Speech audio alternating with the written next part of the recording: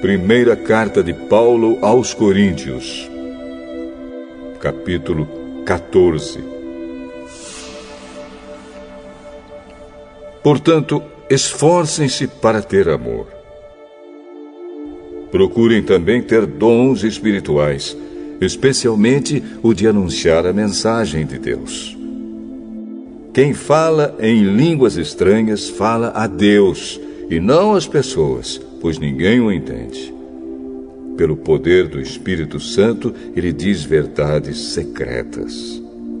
Porém, quem anuncia a mensagem de Deus fala para as pessoas, ajudando-as e dando-lhes coragem e consolo. Quem fala em línguas estranhas ajuda somente a si mesmo. Mas quem anuncia a mensagem de Deus ajuda a igreja toda. Eu gostaria que vocês todos falassem em línguas estranhas, mas gostaria ainda mais que tivessem o dom de anunciar a mensagem de Deus. Porque quem anuncia a mensagem de Deus tem mais valor do que quem fala em línguas estranhas, a não ser que esteja ali alguém que possa interpretar o que está sendo dito, para que toda a igreja seja ajudada espiritualmente. Por isso, irmãos, quando eu os visitar, que proveito vocês terão se eu lhes falar em línguas estranhas? É claro que nenhum, a não ser que leve a vocês alguma revelação de Deus, ou algum conhecimento, ou alguma mensagem inspirada, ou algum ensinamento.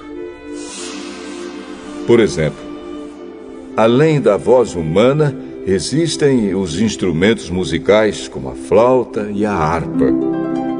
Se os sons não saírem com toda clareza, como poderá alguém saber o que está sendo tocado em um ou outro desses instrumentos? Se quem toca a corneta não der um som bem claro, quem se preparará para a batalha?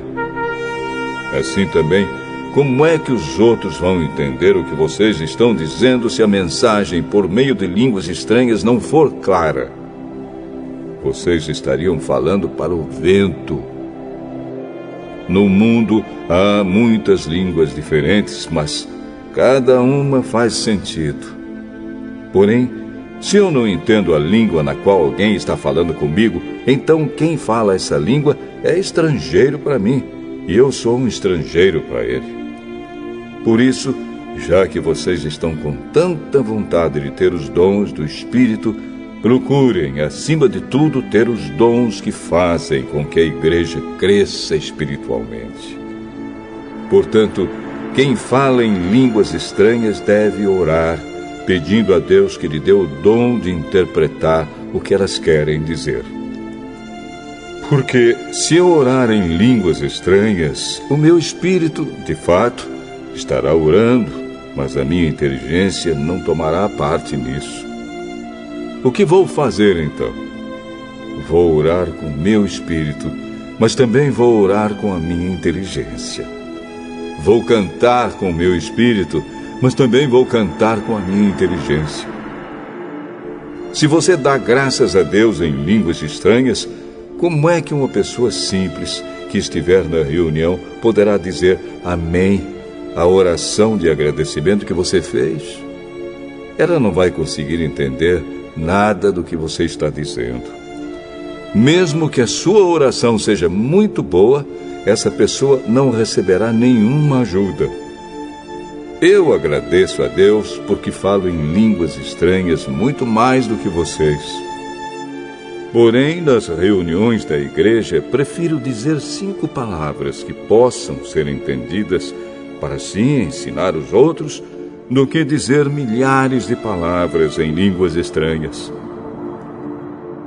Irmãos, não pensem como crianças. Sejam como crianças para o que é mal, mas sejam adultos no seu modo de pensar. Nas Escrituras Sagradas está escrito: por meio de pessoas que falam em línguas estranhas, eu falarei a este povo, diz o Senhor. Falarei por meio de lábios estrangeiros, mas assim mesmo meu povo não me dará atenção. Portanto, o dom de falar em línguas estranhas é um sinal de Deus para os descrentes e não para os cristãos. Mas o dom de anunciar a mensagem de Deus é um sinal para os cristãos e não para os descrentes. Imaginem que a igreja esteja reunida e todos comecem a falar em línguas estranhas. Se chegarem ali algumas pessoas simples ou descrentes, será que não vão dizer que vocês estão loucos? Mas se todos estiverem anunciando mensagens de Deus e entrar ali um descrente ou alguém que seja simples, ele vai ouvir o que vocês estão dizendo e se convencer do seu pecado. E ele será julgado pelo que ouvir. Os seus pensamentos secretos serão revelados. E ele vai se ajoelhar e adorar a Deus, dizendo: Deus está mesmo no meio de vocês. Portanto, meus irmãos, o que é que deve ser feito? Quando vocês se reúnem na igreja, um irmão tem um hino para cantar, outro, alguma coisa para ensinar, outro, uma revelação de Deus, outro, uma mensagem em línguas estranhas, e ainda outro, a interpretação dessa mensagem. Que tudo seja feito para o crescimento espiritual da igreja. Se algum de vocês falar em línguas estranhas, então que apenas 2 ou 3 falem, um depois do outro, e que alguém interprete o que está sendo dito. Mas, se não houver ninguém que possa interpretar, então fiquem calados e falem somente consigo mesmos e com Deus. No caso de 2 ou 3 receberem a mensagem de Deus, estes devem falar, e os outros que pensem bem no que eles estão dizendo. Se uma outra pessoa que estiver ali sentada receber a mensagem de Deus, quem estiver falando deve se calar. Vocês todos podem anunciar a mensagem de Deus, um de cada vez, para que todos aprendam e fiquem animados. Quem fala deve controlar o dom de anunciar a mensagem de Deus, pois Deus não quer que nós vivamos em desordem, e sim em paz.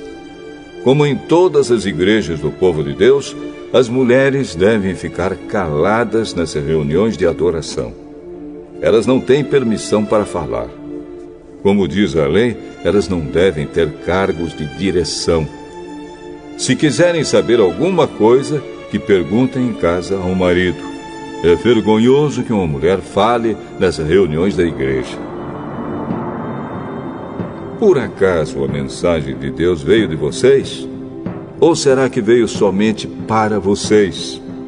Se alguém pensa que é mensageiro de Deus ou que tem algum dom espiritual, deve saber que o que estou escrevendo é mandamento do Senhor. Mas se alguém não der atenção a isso, que ninguém dê atenção a essa pessoa. Assim, meus irmãos, procurem sempre anunciar a mensagem de Deus, mas não proíbam que se falem línguas estranhas. Portanto, façam tudo com decência e ordem.